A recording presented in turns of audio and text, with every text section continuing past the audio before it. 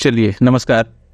तो आज की इस वीडियो में हम लोग जो मूल अधिकार देख रहे थे, फंडामेंटल राइट, उसको हम लोग आज यहाँ पे फिर से कंटिन्यू करेंगे और ये पार्ट 3 होगा। इसका 2 वीडियो हमने ऑलरेडी इस पे देख लिया है और अनुच्छेद 22 तक जितना भी मूल अधिकार थे उसको कवर किया जा चुका है। पहले वीडियो में हमने अनुच्छेद 12 और 13 जिसमें कुछ परिभाषाएं दी गई है, जैसे राज्य की परिभाषा, विधि की परिभाषा। उसके बाद 14 से लेकर के 18 तक पहला मूल अधिकार जो समानता का अधिकार था, उसमें 5 अधिकार थे, उसको हमने कवर किया था। दूसरे वीडियो में अनुच्छेद 19 से लेकर के 22 तक जो स्वतंत्रता का अधिकार था उसको कवर किया गया था। इसमें भी टोटल 5 मूल अधिकार थे, बहुत डिटेल में इसको कवर किया गया है। तो अगर आपने उसको नहीं देखा है तो प्लीज़ आकर के आप देखें। तो आज हम लोग यहाँ से देखेंगे अनुच्छेद 23 से लेकर के बाकी जितना होगा आगे हम लोग कवर करेंगे। तीसरा अनुच्छेद है शोषण के विरुद्ध अधिकार। पहला मैंने आपको बताया कि समानता का अधिकार, दूसरा था आपका स्वतंत्रता का अधिकार अनुच्छेद 22 तक, और ये तीसरा है आपका शोषण के विरुद्ध अधिकार। शोषण के विरुद्ध अधिकार में कुल 2 अधिकार हैं। एक है अनुच्छेद आपका 23 में रखा गया है और दूसरा है अनुच्छेद 24 में। ये 23 नहीं 24 होगा, अनुच्छेद 23 और 24। अनुच्छेद 23 में है मानव दुर्व्यापार और बलात् श्रम का प्रतिषेध। 24 में है आपका कारखानों इत्यादि में कुछ बच्चों का जो प्रतिषेध होता है वो किया गया है। डिटेल में देखते हैं हम लोग पहले इसको, उसमें आपको क्लियर हो जाएगा हर चीज को। तो अनुच्छेद 23 है आपका मानव के दुर्व्यापार एवं बलात् श्रम का प्रतिषेध। मतलब क्या हुआ इसका कि यानी कि लोगों की खरीद बिक्री, वस्तुओं के समान खरीद बिक्री और जो बलात् श्रम है, किसी से जबरदस्ती काम लेना, इस पे जो है वो रोक लगाया गया है अनुच्छेद 23 में। ठीक है, इसमें 3 जो है इंपॉर्टेंट शब्द है, उस चीज को आपको ध्यान में रखना है। एक है आपका मानव दुर्व्यापार, अंग्रेजी में बोलेंगे इसको ह्यूमन ट्रैफिकिंग। दूसरा है आपका बेगार और तीसरा है आपका बलात् श्रम। देखेंगे अभी नीचे है, वो दिख नहीं रहा होगा आपको। तो मानव दुर्व्यापार को सबसे पहले समझते हैं। मानव व्यापार का मतलब आप जानते हैं ना, खरीद बिक्री। दुर्व्यापार का मतलब कुछ वैसा व्यापार जो खराब हो, ठीक है ना, गलत हो जो। तो मानव का दुर्व्यापार का मतलब हुआ कि मानव की खरीद बिक्री गलत तरीके से, यानी कि अगर लोगों की, बच्चों की, पुरुषों की, महिलाओं की वस्तुओं के समान खरीद बिक्री की जाए तो उसको मानव दुर्व्यापार जो है या फिर ह्यूमन ट्रैफिकिंग बोला जाता है। आज भी होता है ये चीज़। कई जगह पे आपने देखा होगा कि महिलाओं को जो है वो ट्रैफिक करके जो ले जाया जाता है वेश्यावृत्ति वगैरह के लिए, खास करके बच्चों की भी होती है इस तरह से, और लोगों के भी जो है वो अंग वंग जो है वो निकालता है, उसके लिए होती है ह्यूमन ट्रैफिकिंग या फिर मानव दुर्व्यापार। तो इस पर जो है प्रतिबंध लगाया गया है अनुच्छेद 23 में। और इसके और भी रूप है, जैसे इस चीज़ के एक हो गया आपका वेश्यावृत्ति यानी कि प्रोस्टिट्यूशन। देवदासी एक प्रथा होती थी पहले, जिसमें औरतों को जो है वो मंदिरों को सौंप दिया जाता था और वो फिर मंदिर की संपत्ति हो जाती थी। ठीक है, तो कुछ इस तरह की ही चीज़ें है वो देवदासी, और ये बुरी प्रथा थी एक, बाद में इसको खत्म किया गया। दास जो है वो, जैसे किसी को गुलाम बना के रखना, ये सब चीज़ें जो है वो मानव दुर्व्यापार की कैटेगरी में जो है वो आता है। इस चीज़ को आपको ध्यान में रखना है। तो संसद ने इसको रोकने के लिए जो है एक अधिनियम लाया था 1956 में, अनैतिक दुर्व्यापार निवारण अधिनियम, इमोरल ट्रैफिकिंग प्रिवेंशन एक्ट 1956। ये चीज़ जो है वो संसद के द्वारा लागू की गई थी। दूसरा आपका टर्म है इसमें बेगार। बेगार का मतलब है बिना मजदूरी के, बिना पारिश्रमिक के किसी से काम करवाना बेगार कहा जाता है।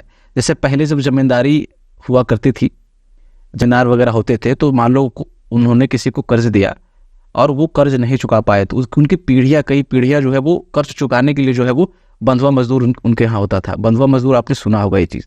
तो वही बंधुआ मजदूर जो है वो बेगार जो करते थे, यानी बिना कोई वेतन के काम करते थे, उनके यहाँ पीढ़ियों तक उसका बेटा, क्योंकि वो कर्ज बेचारे नहीं चुका पाते थे, वो तो सूद में ही मर जाते थे चुकाते हुए। तो ये जो है आपका बेगार वाला काम है। ये भी जो है इसको प्रतिषेध किया गया है अनुच्छेद 23 के अंतर्गत में। और तीसरा है आपका बलात् श्रम यानी कि फोर्स लेबर। फोर्स लेबर का मतलब होता है बलात् श्रम का कि बल के द्वारा, यानी किसी की मर्जी के बिना जो है वो काम करवाना, ये बलात् श्रम में आता है। इसमें सिर्फ शारीरिक बलात् नहीं आएगा कि हाँ किसी ने ताकत के दम पे जो है किसी से जबरदस्ती काम लिया। आर्थिक बलात् भी इसमें शामिल है। और ये जो डायमेंशन है इसके, जैसे मान लो कि किसी के पास पैसे की कमी थी या फिर आर्थिक आधार पर जो उत्पन्न मजबूरियां थी उसके आधार पर भी काम करवाना बलात् श्रम में आता है।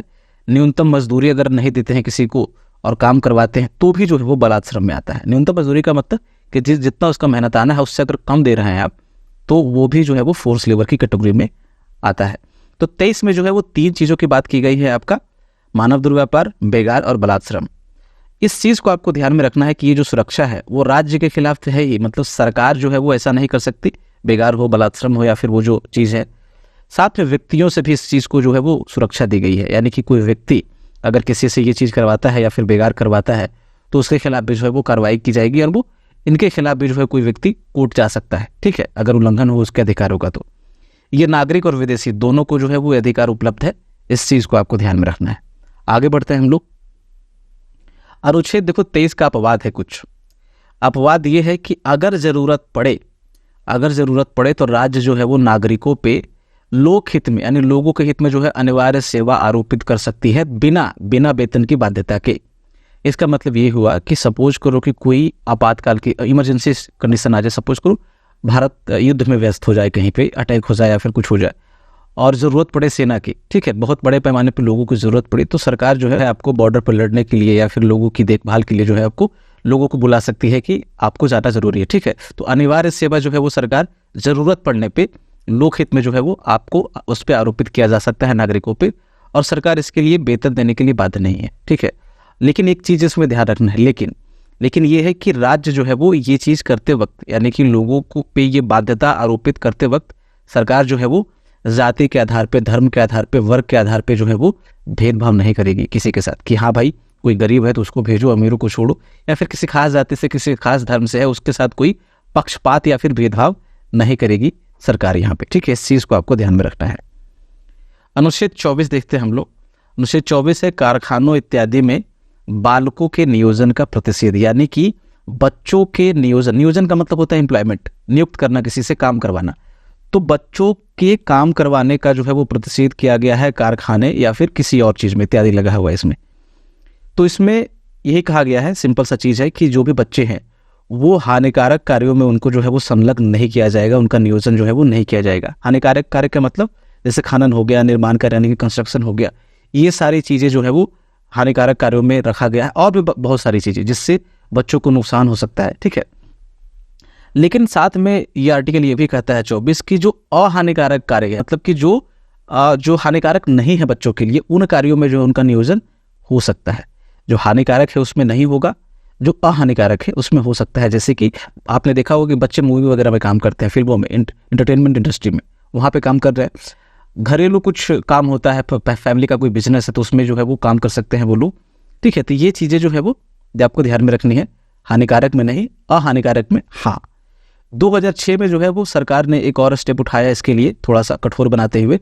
उन्होंने कहा कि जो 14 वर्ष से कम आयु के बच्चे हैं वो कार्य नहीं करेंगे, किसमें, जैसे घरेलू नौकर के रूप में भी काम नहीं करेंगे। जैसे किसी के घर में कोई बच्चा अगर नौकर है तो वो नहीं होगा अगर 14 वर्ष से मतलब वर्ष से कम उम्र है उसकी। तो व्यवसायिक प्रतिष्ठान जैसे होटल वगैरह में, दुकान में, फैक्ट्री में, यहाँ पे बच्चे नहीं काम करेंगे, ठीक है। तो वो यहाँ पे एज जो है वो क्लियर कर दिया गया कि 14 वर्ष तक के नीचे का कोई भी जो बच्चा होगा वो काम नहीं करेगा। यहाँ पे क्या है कि इसके लिए भी सरकार ने जो है 1986 में अधिनियम बनाया था संसद ने, और इसका नाम था बाल श्रम प्रतिषेध एवं नियमन संशोधन अधिनियम 1986। बाद में 2016 में इस पर संशोधन करके नाम में थोड़ा सा बदलाव किया गया। बाल श्रम की जगह बाल एवं किशोर श्रम, एडोलेसेंट जो है वो इसमें ऐड कर दिया गया। 15-16 साल के जो बच्चे होते हैं उनको किशोर कहा जाता है। टीन आपने सुना है ना, ये है किशोर, ठीक है। एडोलेसेंट इस इसको बोलते हैं, ठीक है। आगे बढ़ते हैं हम लोग। तो ये हो गया आपका 23-24 शोषण के विरुद्ध अधिकार, यानी कि किसी का अगर शोषण हो तो उसके खिलाफ जो है वो सरकार ने उपबंध किया है 23 और 24 में। अब है 25 से लेकर के 28 तक जो है वो संविधान में धर्म की स्वतंत्रता का अधिकार, यानी कि मूल अधिकारों के तहत इसको जो है वो रखा गया है, ठीक है। Right to freedom of religion. इसमें आपका अनुच्छेद 25, 26, 27 और 28 कुल 4 जो है वो अधिकार हैं, देखेंगे हम लोग डिटेल में भी। ये नागरिकों को भी दिया गया है और विदेशियों को भी दिया गया है, दोनों को दिया गया है। हर बार मैं आपको बताता चल रहा हूं कि कौन केवल नागरिकों के लिए है और कौन दोनों के लिए है, नागरिक प्लस विदेशी दोनों के लिए। आगे बढ़ते हैं। तो सबसे पहले देखते हैं हम लोग अनुच्छेद 25 में कहा जा रहा है अंतःकरण की और धर्म को अबाध रूप से मानने को होगा। यहाँ पे धर्म के या को वही चीज है, धर्म के अबाध रूप से मानने, आचरण और प्रचार करने की स्वतंत्रता, यानी कि किसी भी व्यक्ति को यहाँ पे ये 4 प्रकार के अधिकार होंगे। अंतःकरण का अधिकार यानी कि फ्रीडम ऑफ कॉन्शियंस, मानने की स्वतंत्रता यानी कि फ्रीडम ऑफ प्रोफेस, आचरण की स्वतंत्रता यानी कि प्रैक्टिस का जो है वो स्वतंत्रता, उसको फ्रीडम ऑफ प्रैक्टिस कह सकते हैं। और प्रसार का अधिकार, freedom to propagate of religion, ठीक है। ये चारों में रिलीजन आप जोड़ दीजिए, ठीक है। तो इसमें देखो सिंपल सी चीज क्या कहा, 3-4 कीवर्ड है इसमें। देखो अंतःकरण, आचरण, प्रचार और मानना, ठीक है। इसको समझते हैं हम लोग थोड़ा सा। अंतःकरण का क्या मतलब है? तो अंतःकरण का अंग्रेजी में बोलते हैं कॉन्शियंस।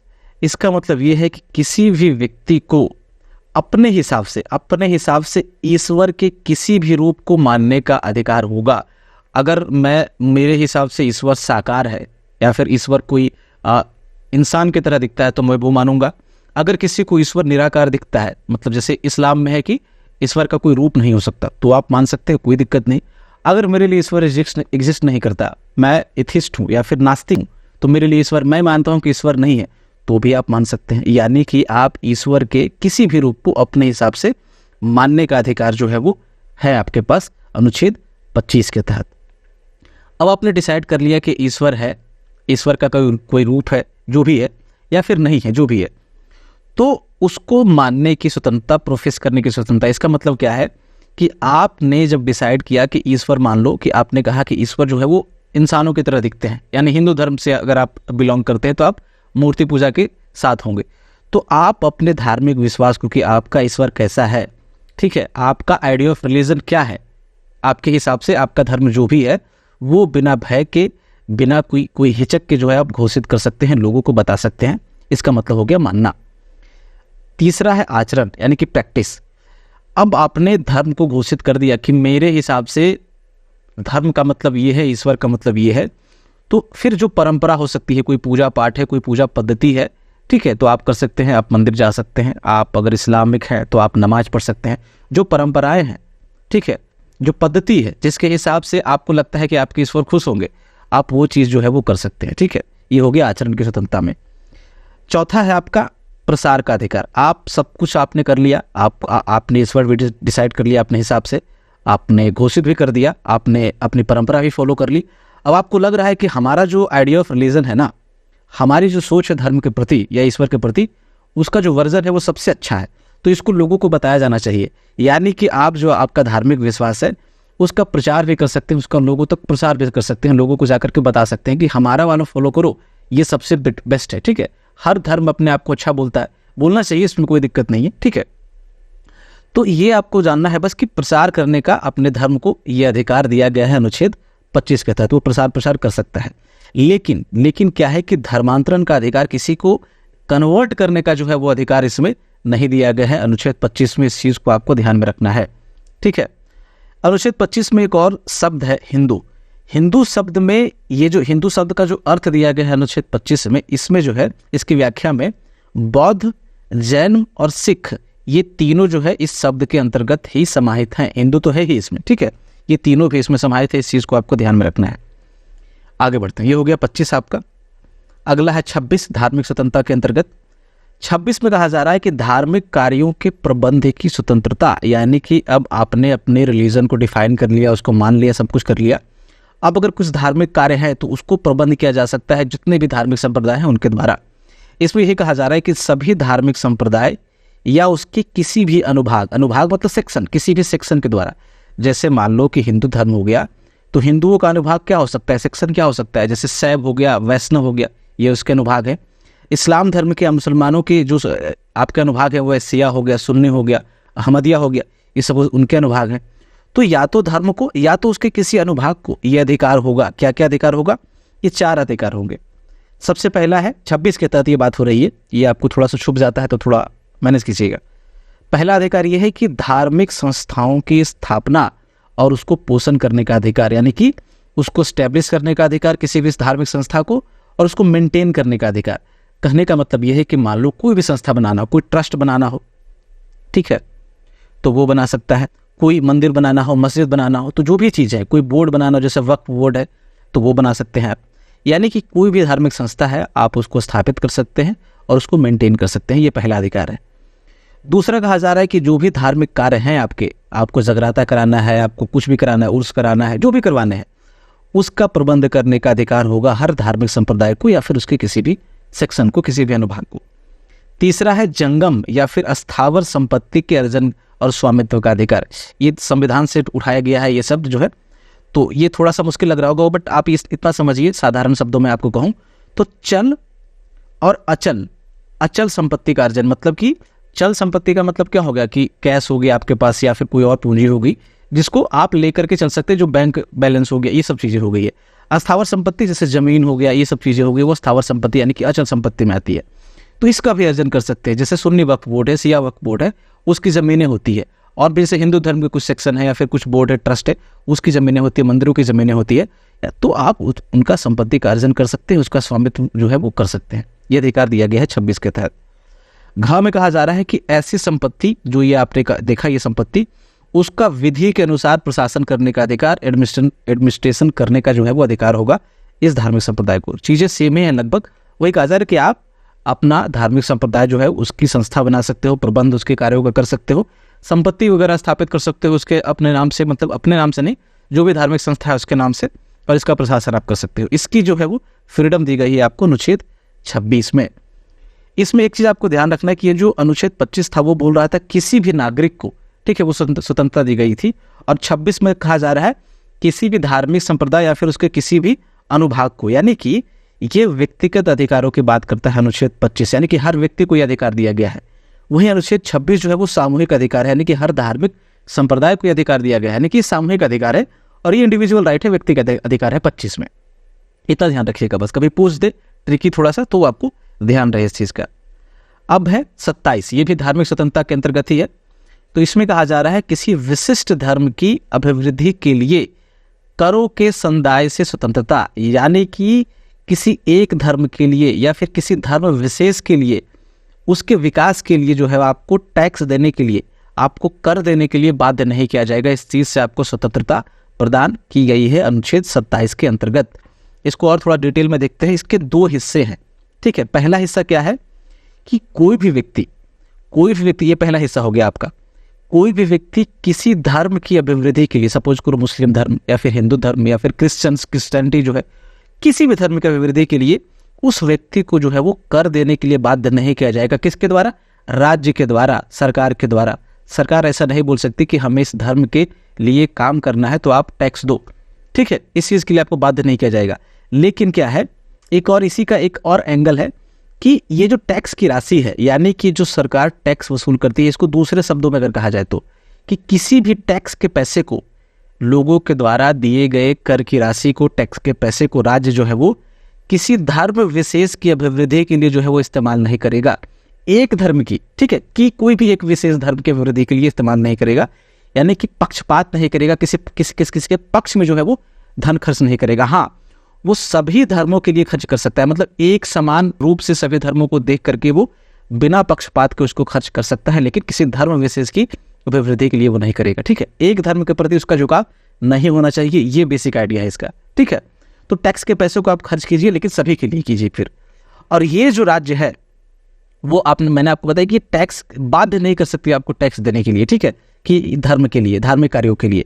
लेकिन टैक्स तो चलो नहीं दिया आपने, लेकिन आप पे शुल्क लगाया जा सकता है, फीस लगाई जा सकती है। किस तरह का फीस? सपोज करो कि तीर्थ यात्रा होती है वैष्णो देवी के लिए, या फिर कई जगह पे जो है वो मज़ारों पे चादरें चढ़ती है, भीड़ लगती है वहाँ पे, तो सरकार क्या कर सकती है, जो राज्य है या फिर जो सरकार है वो कुछ सुविधा उपलब्ध करवाने के लिए, जैसे पार्किंग की सुविधा हो गई या फिर पानी वगैरह की सुविधा होगी, उसको उपलब्ध करवाने के लिए कुछ आपसे शुल्क वसूल सकती है, ठीक है, ठीक है। इस चीज़ को आपको ध्यान में रखना है। आपसे फीस वसूली जा सकती है, लेकिन टैक्स जो है आपको देने के लिए बाध्य नहीं किया जाएगा। और ये शुल्क का बेसिक उद्देश्य यही होता है कि कुछ वहाँ पे थोड़ी बहुत सुविधा दे दी जाए ताकि लोगों को थोड़ा राहत पहुँचे। तो ये हो गया आपका अनुच्छेद 27। अब है अनुच्छेद 28 की तरफ बढ़ते हैं हम लोग। ये भी धार्मिक स्वतंत्रता के अंतर्गत ही आएगा। 28 में देखो कहा जा रहा है कि कुछ शिक्षा संस्थाओं में धार्मिक शिक्षा या धार्मिक उपासना में उपस्थित होने से स्वतंत्रता, यानी कि जो कुछ तरह के जो शिक्षा संस्थान है वहाँ पे किसी भी व्यक्ति को या किसी बच्चे को जो है वो धार्मिक शिक्षा या किसी भी तरीके के धार्मिक उपासना, आप धार्मिक शिक्षा समझ लो, ठीक है ना, किसी भी धार्मिक कार्य में उपस्थित होने के लिए बाध्य जो है वो नहीं किया जाएगा। शिक्षा संस्थानों की बात हो रही है, एजुकेशनल इंस्टीट्यूशन की बात हो रही है, स्कूल हो गया, कॉलेज हो गया, जो भी है इसकी बात है यहाँ पे। इसमें देखो 4 प्रकार के शिक्षा संस्थान है, इस चीज़ को पहले समझो, उसके बाद हम लोग देखेंगे इसको। पहला क्या है कि पूरी तरह से जो है वो राजनिधि से पोषित या फिर राज्य के द्वारा जिसका रख रखाव हो। राजनिधि का मतलब स्टेट के फंड के द्वारा, सरकार के पैसे से जो पूरी तरह से इंस्टीट्यूशन चल रहा है, वो पहली कैटेगरी में है। दूसरी तरीके का हो सकता है कि प्रशासन जो है राज्य के द्वारा किया जा रहा हो, उसको चलाया राज्य के द्वारा जा रहा हो, लेकिन जो उसकी स्थापना है किसी न्यास के अधीन हुई, किसी धार्मिक न्यास हो सकता है। सपोज करो कि कोई मोहम्मदन स्कूल है, मदरसा हो गया कोई, ठीक है, तो वो स्कूल है लेकिन उसकी स्थापना जो है वो ट्रस्ट के तहत हुई है। मान लो कि सिया वक्फ बोर्ड ने या सुन्नी वक्फ बोर्ड ने उसकी स्थापना की है, लेकिन सरकार उसको मैनेज कर रही है, तो दूसरे तरीके का ये हो गया। तीसरे तरीका क्या हो गया कि राज्य द्वारा मान्यता प्राप्त, यानी कि राज्य द्वारा सिर्फ रिकॉग्निशन दिया गया, उसको बाकी कुछ नहीं दिया गया है। और चौथा है कि समय समय पर राज्य जो है किसी इंस्टीट्यूशन को अगर वित्तीय सहायता दे, फाइनेंशियल असिस्टेंट दे, तो उसको जो है वो चौथे कैटेगरी में रखा गया है। अब देखो क्या है कि जो पहला कैटेगरी है, बिल्कुल जो पूरी तरह से जिसका रख रखाव, जिसकी फंडिंग पूरी तरह से राज्य कर रहा हो, वहाँ पे जो धार्मिक शिक्षा है वो नहीं दी जाएगी। किसी भी प्रकार की धार्मिक शिक्षा को पूरी तरह से जो है वो प्रतिबंधित किया गया है इस तरह के इंस्टीट्यूशन में, शिक्षा संस्थानों की बात हो रही है। दूसरे तरीके का जो है कि अगर मान लो कि मदरसा है, मैंने आपको बोला कि सपोज करो मदरसा है जिसका स्थापना जो है किसी ट्रस्ट के तहत हुआ है, धार्मिक ट्रस्ट के तहत, लेकिन उसका प्रशासन राज्य कर रहा है, उसका रख रखाव जो राज्य कर रहा है, तो वहां पे अनुमति है इस तरह के धार्मिक शिक्षा की। ठीक है, इसको पूछा जाएगा, इस चीज को आपको ध्यान में रखना है। अब ये जो दोनों तरह के इंस्टीट्यूशन है, राज्य द्वारा मान्यता प्राप्त या फिर राज्य द्वारा जो फंडिंग होती है, उसमें जो है वो स्वैच्छिक दिया गया है कि आप अपने इच्छा अनुसार, ऑप्शनल ये चीज कर दी गई है कि आप करें या ना करें, लेकिन इसके साथ एक शर्त रख दी गई है कि अगर ये स्वैच्छिक है इन दोनों इंस्टीट्यूशन में, ठीक है, तो ये होगा कि किसी भी व्यक्ति को जो उस इंस्टीट्यूशन में पढ़ रहा है, उसको बिना उसकी सहमति के इस तरह की धार्मिक शिक्षा में या फिर धार्मिक कार्य में जो है वो पूजा हो गया या फिर कुछ और हो गया, उसको वहां पे जाने के लिए बाध्य नहीं किया जाएगा जब तक उसकी सहमति ना हो। अगर मान लो कोई बच्चा है, नाबालिग है सपोज करो, ठीक है, 18 वर्ष से उसकी उम्र कम है, तो उस कंडीशन में उसका जो गार्जियन होगा उससे जाकर के आपको अनुमति लेनी पड़ेगी इस तरह की शिक्षा में धकेलने से पहले। ठीक है, ये हो गया आपका अनुच्छेद 28। बढ़ते हैं आगे। अब है वो खत्म हो गया आपका धार्मिक स्वतंत्रता का अधिकार। आगे है आपका संस्कृति और शिक्षा संबंधी अधिकार, कल्चरल एंड एजुकेशनल राइट। ये देखो आपका 5वां अधिकार होगा। पहला क्या था आपका समानता का अधिकार, अनुच्छेद 14 से लेकर के 18 तक। दूसरा था आपका अनुच्छेद 19 से लेकर के 22 तक स्वतंत्रता का अधिकार। तीसरा था आपका 23 से लेकर के 24 जो था आपका शोषण के विरुद्ध अधिकार। चौथा था आपका धार्मिक स्वतंत्रता का अधिकार 25 से लेकर के 28 तक, जो भी हमने देखा। और 5वां है आपका ये वाला संस्कृति और शिक्षा संबंधी अधिकार, यानी कि अनुच्छेद 29 और 30 में इसको जो है रखा गया है। 2 आर्टिकल इसके लिए दिए गए हैं। ठीक है, क्या क्या है दोनों में देखते हैं। अनुच्छेद 29 देखो क्या बोलता है, अल्पसंख्यकों के वर्गों के हितों का संरक्षण। अल्पसंख्यक, अब ये जो अल्पसंख्यक है इसको संविधान ने परिभाषित नहीं किया गया है, इसका मतलब क्या होता है। ठीक है, लेकिन क्या है कि अल्पसंख्यक 2 तरीके के होते हैं। आपको लग रहा होगा कि सिर्फ धर्म के आधार पर अल्पसंख्यक हो सकता है, नहीं, धार्मिक आधार पे तो होता ही है। एक तो धार्मिक आधार पे हुआ, इसको बोलेंगे हम लोग धार्मिक अल्पसंख्यक, रिलीजियस माइनॉरिटी, और एक होता है आपका भाषा के आधार पे। ठीक है, ध्यान रखना है आपको इस चीज को कि भाषा के आधार पे भी अल्पसंख्यक होते हैं, इसको हम लोग लिंग्विस्टिक माइनॉरिटी, भाषाई अल्पसंख्यक इसको बोलते हैं। ठीक है, तो 2 तरीके के अल्पसंख्यक हो गए, धार्मिक अल्पसंख्यक और भाषाई अल्पसंख्यक। इसके हितों के संरक्षण की बात की गई है अनुच्छेद 29 में। इसके 2 हिस्से हैं फिर से, ठीक है, दोनों को देखेंगे हम लोग। पहले हिस्से में क्या कहा जा रहा है 29 में कि नागरिकों के किसी भी अनुभाग को, एनी सेक्शन ऑफ सिटीजन, ठीक है, किसी भी अनुभाग को। अब इस किसी भी अनुभाग में क्या हो गया, इस चीज को आपको ध्यान में रखना है। ठीक है, ये ऊपर अल्पसंख्यक लिखा गया है, लेकिन नागरिकों के किसी भी अनुभाग का मतलब इसमें अल्पसंख्यक भी आ गया और बहुसंख्यक भी आ गया। अभी चर्चा करेंगे हम लोग हालांकि आगे। ठीक है, इस चीज को आपको ध्यान में रखना है। हिंदू भी आ जाएंगे, मुस्लिम भी आ जाएंगे, क्रिश्चियन भी आएगा इसमें। क्यों? क्योंकि यहाँ पे पार्टिकुलरली अल्पसंख्यक की बात नहीं की गई है। ठीक है, तो इसको आपको ध्यान में रखना है। फिर से पढ़ते हैं। नागरिकों के किसी भी अनुभाग को उसकी भाषा यानी कि लैंग्वेज, बोली, डायलेक्ट, लिपि, स्क्रिप्ट, संस्कृति यानी कि कल्चर, ये सुरक्षित रखने का अधिकार होगा। ठीक है, यानी कि नागरिकों के किसी भी समूह को, चाहे वो हिंदू हो, चाहे वो मुस्लिम हो, चाहे वो अल्पसंख्यक हो, चाहे वो बहुसंख्यक हो, इन सब को जो है वो अपनी भाषा, अपनी बोली, अपनी लिपि, अपनी संस्कृति जो है वो उसको सुरक्षित रखने का अधिकार होगा। और यहाँ पे मैंने आपको बताया कि नागरिकों के अनुभाग का मतलब इसमें जो है वो अल्पसंख्यक भी है और बहुसंख्यक भी है। अल्पसंख्यक दो तरीके के होंगे, भाषा के आधार पर अल्पसंख्यक, उसको भाषाई अल्पसंख्यक बोलेंगे, और धर्म के आधार पर अल्पसंख्यक, उसको धार्मिक अल्पसंख्यक बोलेंगे। ठीक है, इन दोनों के अधिकारों की रक्षा जो है वो इस सेक्शन में, सेक्शन 1 में जो है वो किया गया है। ठीक है, या फिर पूरे अनुच्छेद 29 में आप कह सकते हैं इसको किया गया है। दूसरा हिस्सा इसको क्या बोलता है? ठीक है, तो इसको देखो, दूसरे हिस्से में कहा गया है कि जो शैक्षणिक संस्थान है, जितने भी एजुकेशनल इंस्टीट्यूशन है, उसमें अगर वो एजुकेशनल इंस्टीट्यूशन राज्य के द्वारा संचालित होता है या राज्य के द्वारा सहायता प्राप्त है या फिर उसको राज्य के द्वारा फंडिंग की जा रही है या फिर सरकारी इंस्टीट्यूशन है, राज्य के द्वारा उसको संचालित किया जा रहा है, तो किसी भी नागरिक को उसमें एडमिशन लेने से प्रतिबंधित नहीं किया जाएगा। किस आधार पे? केवल, फिर से केवल है, केवल धर्म, मूल वंश, जाति या भाषा के आधार पे। फिर से देख लो, रिलीजन के आधार पे, रेस के आधार पे, कास्ट के आधार पे, भाषा के आधार पे, लैंग्वेज के आधार पे। कुछ याद आ रहा है इससे आपको याद आना चाहिए अनुच्छेद 15 जिसमें कहा गया था कि किसी भी व्यक्ति के साथ भेदभाव नहीं किया जाएगा, केवल किसके आधार पे? धर्म के आधार पे, जाति के आधार पे, मूल वंश के आधार पे, जन्म स्थान के आधार पे और लिंग के आधार पे। 2 और इसमें मिला दो आप, तो 5 आधारों पे भेदभाव के निषेध की बात की गई थी। यहाँ पे है, यहाँ पे 3 तो कॉमन है, जन्म स्थान और लिंग ना होकर के भाषा यहाँ पे दे दिया गया है। इस चीज को आपको ध्यान में रखना है। सपोज स्टेटमेंट यहाँ पे बना दे कि आप बताओ कि अनुच्छेद 29 में जो है वो दिया गया है कि केवल किसी व्यक्ति को धर्म, मूल वंश, जाति, जन्म स्थान या लिंग के आधार पे शिक्षा संस्थानों में प्रवेश से वंचित नहीं किया जाएगा। आप नहीं देखोगे और टिक लगा दोगे, जबकि यहाँ पे 4 ही है। ठीक है, और केवल का मतलब फिर से अनुच्छेद 15 जिसने देखा होगा उसको क्लियर हो गया होगा चीज। केवल का मतलब है कि इन 4 आधारों के अलावा आपके साथ बाकी आधारों पर भेदभाव किया जा सकता है। ठीक है, तो यहाँ पे सिंपल सा कॉन्सेप्ट यही है कि शिक्षा संस्थानों में जो सरकार के द्वारा संचालित है उसमें किसी भी नागरिक को एडमिशन लेने से, प्रवेश लेने से प्रतिबंधित नहीं किया जाएगा, रोका नहीं जाएगा। ये कहता है आपका अनुच्छेद 29 का जो दूसरा अधिकार है वो। ठीक है, तो पहला जो हिस्सा है वो नागरिकों को किसी भी अनुभाग को देता है, मतलब फिर से किसी समूह का अधिकार है, वो सामूहिक अधिकार की बात करता है, और ये व्यक्तिगत अधिकारों की बात करता है, किसी भी नागरिक के बारे में बात करता है। ये आगे बढ़ते हैं हम लोग। अब देखते हैं हम लोग अनुच्छेद 30 को। 30 में देखो क्या कहा जा रहा है, शिक्षा संस्थानों की स्थापना और प्रशासन करने का अल्पसंख्यक वर्गों का अधिकार। यानी कि अब यहाँ पे पर्टिकुलरली अल्पसंख्यक की बात की जा रही है, अल्पसंख्यक वर्गों की बात की जा रही है। वो क्या कर सकते हैं? वो शिक्षा संस्थानों की यानी कि एजुकेशनल इंस्टीट्यूशन की स्थापना कर सकते हैं और उसका प्रशासन कर सकते हैं। ये बात की जा रही है 30 में। देखते हैं इसमें, यहाँ पे फिर से अल्पसंख्यक में भाषाई अल्पसंख्यक यानी कि लिंग्विस्टिक माइनॉरिटी भी आएंगे और धार्मिक अल्पसंख्यक यानी कि रिलीजियस माइनॉरिटी भी इसमें आएंगे। इनको जो है वो कुल 3 तरीके का जो अधिकार प्रदान किया गया है अनुच्छेद 30 के अंतर्गत। पहला क्या है?